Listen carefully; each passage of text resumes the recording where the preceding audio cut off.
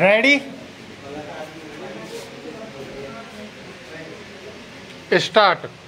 औद्योगिकरण को अक्सर हम कारखानों के विकास के साथ ही जोड़कर देखते हैं। जब हम औद्योगिक उत्पादन की बात करते हैं तो हमारा आशय फैक्ट्रियों में होने वाले उत्पादन से होता है। और जब हम औद्योगिक मजदूरों की बात करते हैं तो भी हमारा आशय कारखानों में काम करने वाले मजदूरों से ही होता है। औद्योगिकरण के इतिहास अक्सर प्रारंभिक फैक्ट्रियों की स्थापना से शुरू होते हैं। पर इस सोच में एक समस्या है।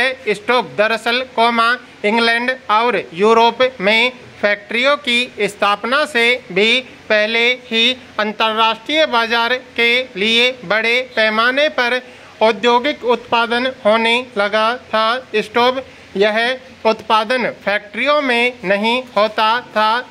बहुत सारे इतिहासकार औद्योगिकरण के इस चरण को आदि औद्योगिकरण का नाम देते हैं। 17वीं और 18वीं शताब्दी में यूरोपीय शहरों के सौदागर गांवों की तरफ रुख करने लगे थे।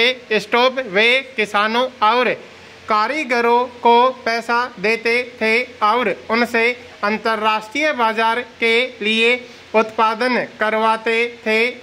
उस समय विश्व व्यापार के विस्तार और दुनिया के विभिन्न भागों में उपनिवेशों की स्थापना के कारण चीजों की मांग बढ़ने लगी थी। इस मांग को पूरा करने के लिए केवल शहरों में रहते हुए उत्पादन नहीं बढ़ाया जा सकता था।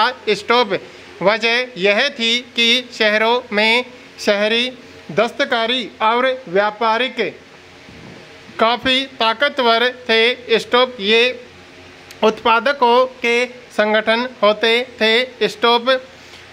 उत्पादक कारीगरों को प्रशिक्षण देते थे, उत्पादकों पर नियंत्रण रखते थे, प्रतिस्पर्धा और मूल्य तय करते थे तथा व्यवसाय में नए लोगों को आने से रोकते थे। शासकों ने भी विभिन्न खास उत्पादों के उत्पादन और व्यापार का एकाधिकार दिया हुआ था। फलस्वरूप एक व्यापारी शहरों में कारोबार नहीं कर सकते थे। इसलिए वे गांवों की तरफ जाने लगे। गांवों में गरीब काश्तकार और दस्तकार सौदागरों के लिए काम करने लगे। जैसा कि आपने पिछले साल की पाठ्य पुस्तक में देखा है, यह एक ऐसा समय था जब खुले खेत खत्म होते जा रहे थे और कॉमन्स की बाड़ाबंदी की जा रही थी। अब तक अपनी रोजी रोटी के लिए साझा जमीनों से जलवान की लकड़ी, बेरियां, सब्जियां, भूसा और चारा आदि बीन कर काम चलाने वाले छोटे किसान और गरीब किसान आमदनी के नए स्रोत ढूंढ रहे थे। बहुतों के पास छोटे छोटे खेत तो थे, लेकिन उनसे घर के सारे लोगों का पेट नहीं भर सकता था। इसलिए जब सौदागर वहां आए और उन्होंने माल पैदा करने के लिए पेशगी रकम दी तो किसान फौरन तैयार हो गए। सौदागरों के लिए काम करते हुए वे गांव में ही रहते हुए अपने छोटे छोटे खेतों को भी संभाल सकते थे। इस आदि औद्योगिक उत्पादन से होने वाली आमदनी ने खेती के कारण सिमटती आय में बड़ा सहारा दिया। अब उन्हें पूरे परिवार के श्रम संसाधनों के इस्तेमाल का मौका भी मिल गया। इस व्यवस्था से शहरों और गांवों के बीच एक घनिष्ठ संबंध विकसित हुआ। सौदागर रहते तो शहरों में थे लेकिन उनके लिए काम ज़्यादातर देहात में चलता था। स्टोव इंग्लैंड के कपड़ा व्यवसायी से ऊन खरीदते थे और उसे सूत काटने वालों के पास पहुंचा देते थे। स्टोव इसके बाद निर्यातक व्यापारी कपड़े को अंतर्राष्ट्रीय बाजार में बेच देते थे। स्टोव इसीलिए लंदन को तो सेंटर के रूप में ही जाना जाने लगा था। स्टोव यदि यह आदि औद्योगिक व्यवस्था व्यावसायिक आदान प्रदान के नेटवर्क का हिस्सा थी। स्टोव इस पर सौदागरों का नियंत्रण था और चीज़ों का उत्पादन कारखानों की बजाय घरों में होता था।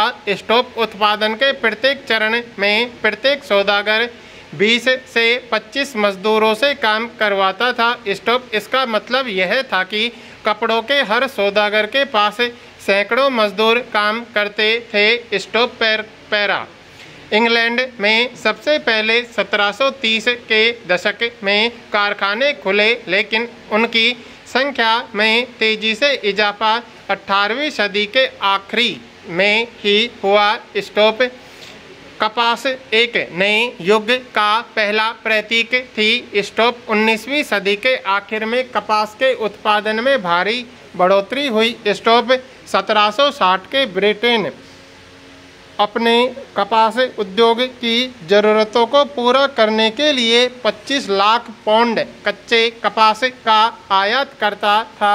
1787 में यह आयात बढ़कर 220 लाख पाउंड तक पहुंच गया। स्टोव यह इजाफा उत्पादन की प्रक्रिया में बहुत सारे बदलाव का परिणाम था। स्टोव आइए देखें कि ये बदलाव कौन से थे। स्टोव पैरा 18वीं सदी में कई ऐसे आविष्कार हुए जिन्होंने उत्पादन प्रक्रिया के हर चरण की कुशलता बढ़ा दी। स्टोव प्रति मजदूर उत्पादन बढ़ गया और पहले से ज़्यादा मजबूत धागों व रेशों का उत्पादन होने लगा। स्टोव इसके बाद रिचर्ड आर्कराइट ने सूती कपड़ा मिल की रूपरेखा सामने रखी। स्टोव अभी तक कपड़ा उत्पादन पूरे देहात में फैला हुआ था। स्टोव यह काम लोग अपने अपने घर पर ही करते थे। स्टोव लेकिन अब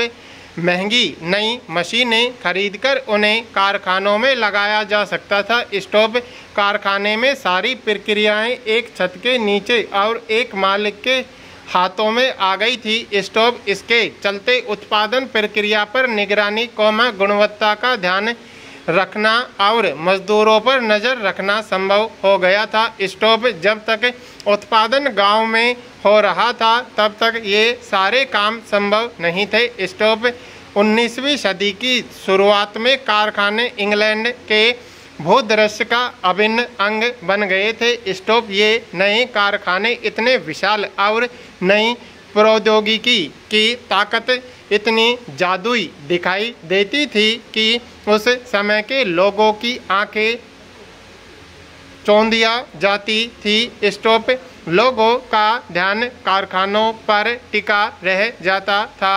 स्टोव वे इस बात को मानो भूल ही जाते थे कि उनकी आँखों से ओझल गलियों और वर्कशॉप्स में अभी भी उत्पादन चालू है। स्टोव पैरा औद्योगिकरण की प्रक्रिया कितनी तेज थी। प्रश्नवाचक क्या औद्योगिकरण का मतलब केवल फैक्ट्री उद्योगों के विकास तक ही सीमित होता था। प्रश्नवाचक पहला सूती उद्योग और कपास उद्योग ब्रिटेन के सबसे फलते फूलते उद्योग थे। स्टोव तेजी से बढ़ता हुआ कपास उद्योग 1840 के दशक तक औद्योगिकरण के पहले चरण में सबसे बड़ा उद्योग बन चुका था। स्टोव इसके बाद लोहा और स्टील उद्योग आगे निकल गए। स्टोव 1840 के दशक से इंग्लैंड में और 1860 के दशक से